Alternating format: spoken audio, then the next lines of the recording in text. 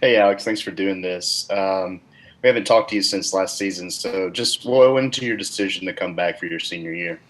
What went into my decision was basically I felt like I left a lot on the table as a player, and I felt like I just had a lot more to offer. You know what I mean? So I just wanted to come back and capitalize on that, and also the way the season went last year, it wasn't how us or anybody else expected to go, and I wanted to just come back and like leave on a way better note than what we did. Okay, we'll go to James Ogletree.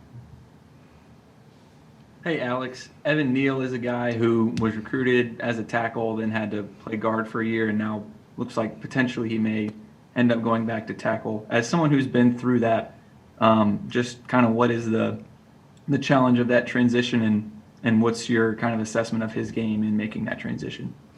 Um, he himself, he's a very driven player. You know what I mean? So I feel like any obstacle that is thrown at him, he's going to overcome it.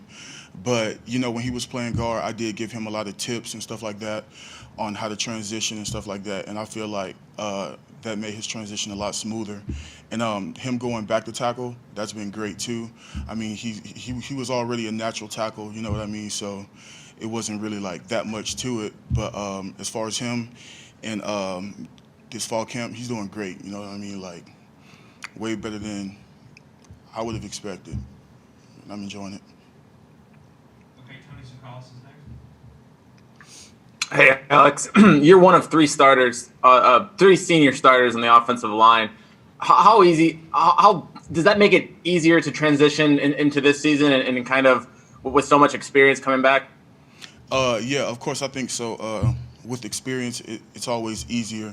You know what I mean? And not only that, but we didn't have a lot of like, well, we didn't have too many young guys come this summer either. So we already had a lot of like experience in the room as a whole, and I feel like that was a great thing. But it's going well. Like his fall camp is going great. Okay, we'll go to Jared Oliver, and then you yourself. Hey, obviously with the recent number of cases on the Alabama campus, for you as a student athlete, do you still feel comfortable and confident to play this year?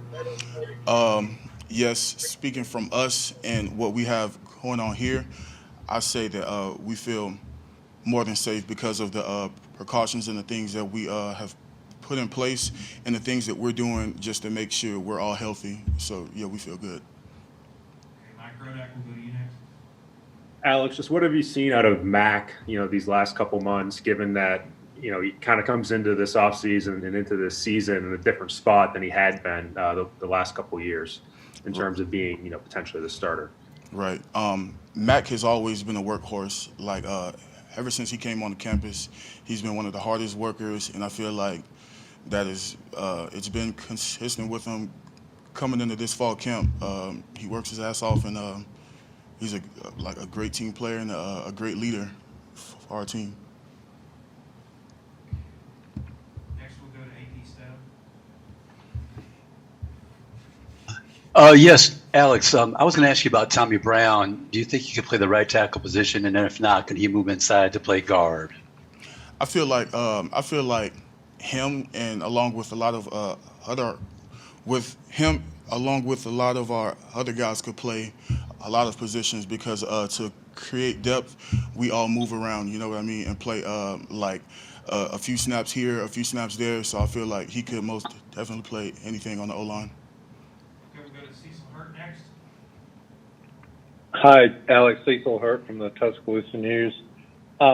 You were the primary author, as I understand, of the team statement earlier this summer about racial injustice. What inspired you to do that? Has the team continued to discuss those issues, and what are your feelings today?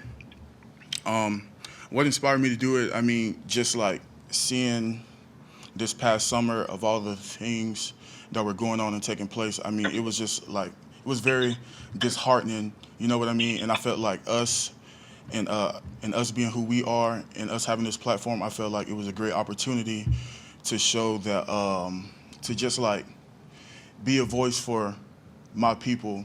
You know what I mean? From a standpoint and a platform where a lot of people would listen. You know what I mean? And I feel like we still feel the exact same way about that video today. Okay, we'll go to Michael Casagrande. Yeah, what was the creative process and how you wrote that, and how do you feel things have changed, or have they changed since you wrote that, or just in society in general? No, my opinions have not changed at all.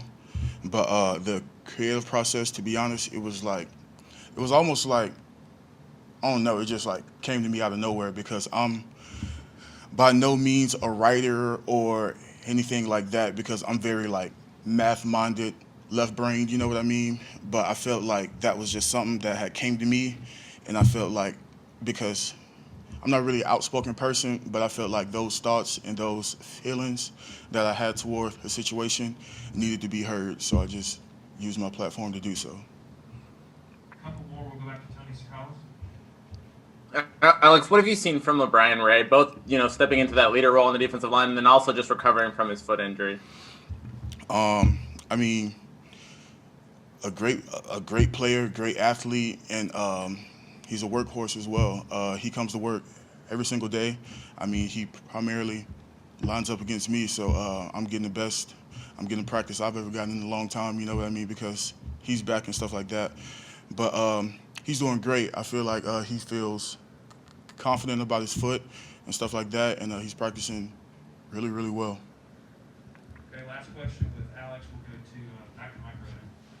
Just to follow up on the questions there from Cecil and from Michael, just how much have you as players around the team paid attention to the situation in Wisconsin this week with the Jacob Blake shooting, and just how much has that been discussed, and how much does it anger you essentially as players? I mean, of course it's been discussed around the team and stuff like that, but I mean, just like I said earlier, we feel the same way we did a few months ago when we put out the video. And of course we're like not really angered, but I mean, we just like don't feel good about that kind of stuff. You know what I mean? Like, we don't like to see it. It's like, it shouldn't be like normal to be seeing that stuff every few weeks, every month or so. It's just not good.